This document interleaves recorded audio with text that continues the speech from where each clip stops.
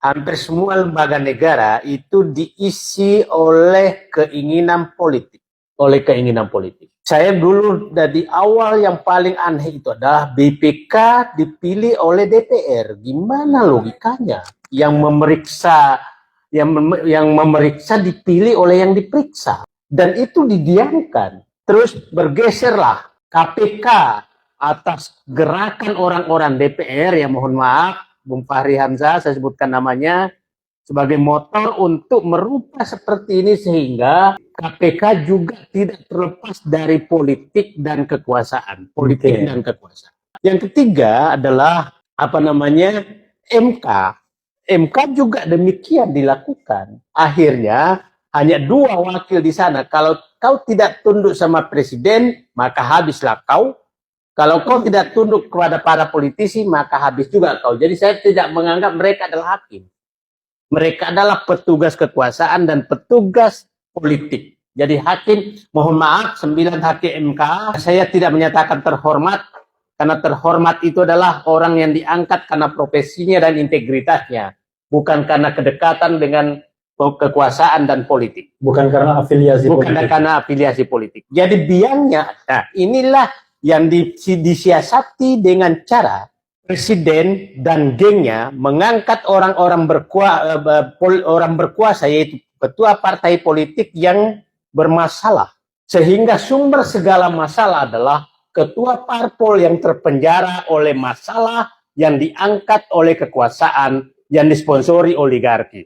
Itu skema kehancuran negara ini adalah penguasa mensiasati agar mengangkat penguasa. Penguasa adalah pimpinan partai politik yang bermasalah untuk dikendalikan dengan gampang. Dan itu yang terjadi sekarang. Jadi menurut saya, kehancuran negara ini tidak hanya dilakukan tidak lebih dari 10 orang. Tidak lebih dari 10 orang. Tapi tolong jangan disebutkan namanya. Tidak lebih dari 10 orang. Dan itu saya berharap, ya Allah, bisikkanlah hati mereka malam ini bahwa mereka itu umurnya juga tidak panjang lagi, dan kembalilah ke jalan yang benar. Kekuasaan tidaklah membuat kenyamanan bagi Anda semua. Jadi saya menyatakan, Pak, semua sekarang ini hancur negeri ini karena siasat mengangkat orang bermasalah untuk memimpin partai politik, dan partai politik mengendalikan semua pengangkatan pejabat-pejabat yang atas nama negara, tapi sebenarnya adalah atas nama kekuasaan. Dan dibalik semua ini adalah para oligarki yang mengendalikan mereka. Jadi sebenarnya sangat sederhana untuk ini kan. Pertanyaan saya, Bung Refli, apakah kita hanya berada di ruangan ber-AC ini teriak seperti ini, melihat kehancuran negara ini? Nah, mungkin Siti itu mungkin hanya bisa kalah tuh kalau lewat surveyor Indonesia. Nah, terus ada MK-nya, MK Indonesia juga. Kalau selama itu tidak diekspor ke luar negeri dulu, MU, ya saya pikir enggak lah. Itu MU itu masa lalu, udah selesai. Nah, saya melihat begini, Mas Heru. Saya kembali ke pertanyaan saya. Mereka sudah merasa bebas melakukan apa saja yang dia inginkan. Dulu saya di dalam, kalau ICW kuliah bicara, saya langsung mendelik. Apa yang perlu saya perbaiki? Kalau ICW sudah bicara, apa yang saya harus perbaiki? Kalau teman-teman di luar bicara, ICW bicara, rekrut aja aktivisnya ke dalam partai politik. Betul. Sensitif penguasa dibuang sedemikian rupa. Dulu, kalau kita lihat ada mahasiswa sudah turun, maka kita panggil orang mendengarkan apa protes mereka. Sekarang biarkan saja, nanti jam 5 juga bubar sendiri kok. Jadi memang sensitivitas itu hilang.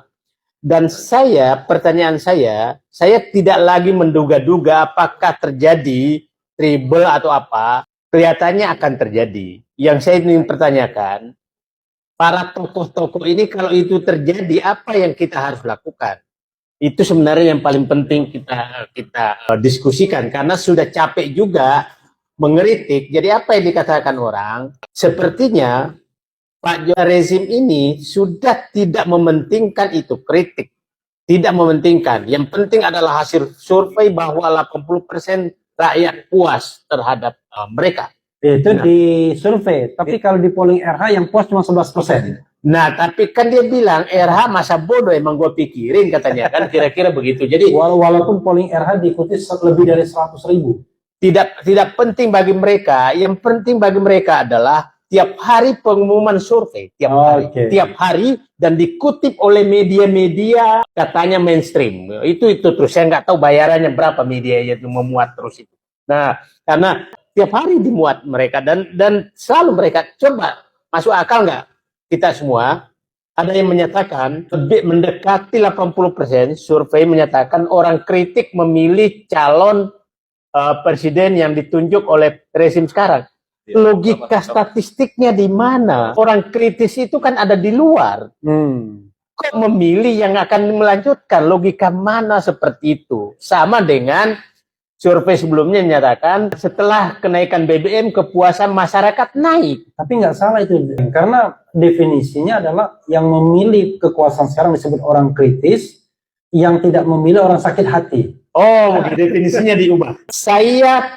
Proyeksi saya, kalau apa yang didekatkan, ini kan dia mencoba nih, kemarin melabrak bahwa masa jabatan 4 tahun dilabrak. Semua dilabrak dan semua oke-oke saja. Dan berhasil memecah belah semua yang termasuk hukum tata negara dipecah belah sedemikian rupa. Kalau terjadi nanti bahwa berhasil tadi menghapuskan bahwa keputusan MK itu final, maka ada lagi final berikutnya. Nah, ini sama dengan PK, boleh di PK. Itu kan logika saya sebagai orang engineer, gimana logikanya? PK boleh di PK. Ini keputusan MK, boleh ada keputusan yang berbeda. Nah, kalau itu terjadi, maka saya punya keyakinan bahwa gugatan, kan ini masih Oktober nih, pemilihan Wapres nih. Masih Oktober, ya, pendaftaran wakil presiden. Maka kalau keluar putusan MK bahwa menyatakan bahwa pengertian 40 tahun di Undang-Undang Dasar 45 itu bisa ditambahkan bahwa berpengalaman bisa diabaikan, kemungkinan besar itu terjadi. Pertanyaan saya bukan itu. Kalau itu terjadi, saya peluangnya kemungkinan terjadi. Sekarang kalau itu terjadi, apa yang kita lakukan? Itu yang paling ada di pikiran saya sekarang. Saya sih berharap bahwa masih ada pihak-pihak. Saya kemarin agak gembira membaca tulisan Pangdam Siliwangi, Kunto Awibowo. Ternyata masih ada yang memperhatikan negara, bukan kekuasaan. Nah, saya mudah-mudahan masih ada di pihak seperti itu dan juga tokoh-tokoh lain. Saya melakukan hal yang sama. Saya kemarin menghimbau Pak SBY pas keluar mentionnya, saya menyatakan Pak SBY, Pak JK, Pak Amin Rais, bapak-bapak dan ibu-ibu semua berkumpullah menyelamatkan negeri ini.